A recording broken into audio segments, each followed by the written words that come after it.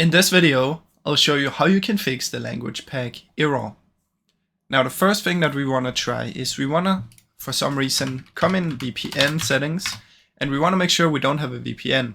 I don't know why, but for some reason this can cause some issues on your device. So just turn it off if you have it. Now after this, what you want to do is you want to search for Windows Update.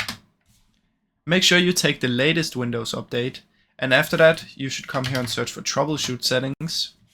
Go to Additional Troubleshooters, and then in here you want to find Windows Update and run the troubleshooter. Once you've done this, you can see if it works, but if it's still not working, you should search for Bluetooth and other devices. Come in here and find Download over metered connections and make sure this is turned off. Now once this is turned off, you can check if it works now. Otherwise, come here and search for Change Date and Time, and make sure it's set to the automatically and you have the correct time zone.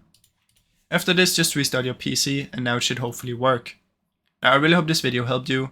If it did, please leave a like and subscribe, as it helps me out a ton. Thank you so much for watching.